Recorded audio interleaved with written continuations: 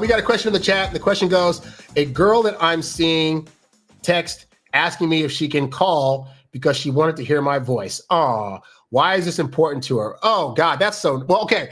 I am a big proponent and fan of people doing phone calls.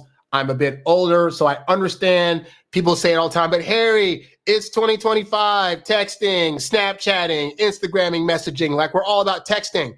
Here's the thing, right? And this is why I wish more men in particular would get back to either doing more in-person stuff or doing things like calling women, is because there is something said about the tonality of your voice and what that does to a woman when she hears it against her ear. This is a very sensitive part of the body. And so whether you're whispering sweet nothings into it, whether your tonality is going in here, whether you're licking it, this is a very sensitive area and it turns women on. Think about this, right? Again, I'm a bit of an older guy, and so back in the day, like the 80s, the 90s, even like the early 2000s, you had, and even now there's some dudes that, like, if you listen to R&B records by dudes, there's always that point of the record where the guy's like, get the mic up here. Hey, baby, ever since I first saw you, I couldn't get you out of my mind. And it's like, why are they whispering that? Why are they making their voices go lower? It's because those guys know that instinctually, when women hear that, they get wet down there and their panties start to like it's like Niagara Falls all of a sudden, just off the sound of your voice. And so, yeah, a big part of attraction that gets lost when you're just texting a woman is she doesn't get to hear your voice. She doesn't get to hear inflections. I know through text that jokes oftentimes get lost in translation because you could say something and you think it's funny and you text it and it doesn't read the same as if you say it, when you can say it with a little wink and a nod. You can have a bit of sarcasm in your voice so she won't misread that it's a joke. And then also she might respond back like, she might be thinking on her end, oh my God, that's so funny. And what if she texts you back?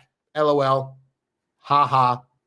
That's funny, period, which periods on text really give the impression that you didn't think was funny at all, right? And so if she's not trying to get misreads and if she just wants to be able to really feel more of a connection with you, yeah, she's going to want to hear your voice. So I tell men this, if you want to text and that's working for you, knock yourself out. I still typically like to do phone calls when I'm asking for dates.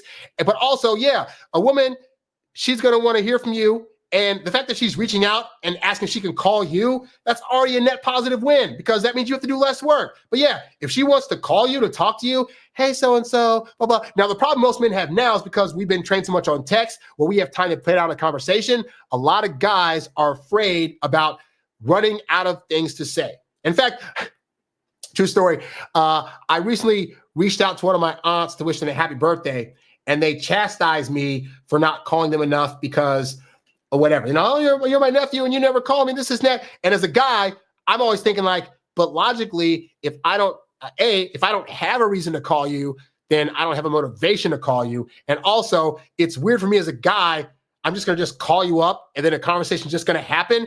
In the world of women, they just call each other up and just start a conversation about whatever. The number of times I'll call my mom now and I'll be like, hey Ma, how you doing? Oh, hey, what's going on? Oh, nothing, what you want to see? Just want to see what's up with you. Oh, well, all I got to do on a phone is ask a woman, so tell me about your day. So what's been up with you? And that turns into a 20-minute conversation where they talk about their day and the various points of things that happen. And all I got to do to keep the conversation going is ask follow-up questions. Oh, like my mom, like, oh, so that happened. So you heard from so-and-so?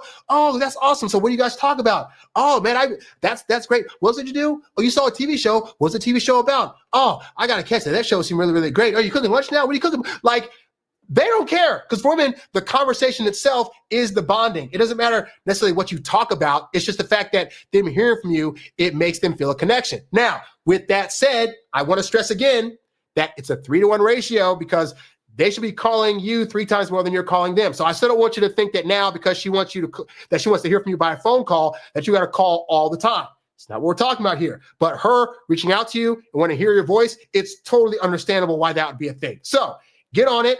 Practice your lower registry voice and get up in her ear and make her feel some things, real talk. So hopefully that helps you out. Hey there, thanks for tuning in to Harry Dating Convos. Don't forget to visit HarryWilmington.com to download my free ebook, Texting Women Like a Boss. And while you're there, if you're ready to take things to the next level with your dating life, check out the Get Girls Academy membership program for exclusive strategies and live coaching. Go to HarryWilmington.com to learn more and join today. Lastly, if you've got a question you'd like answered on one of these shows, leave a comment below or write me at HarryWilmington@gmail.com. I'll catch you on the next one. Peace.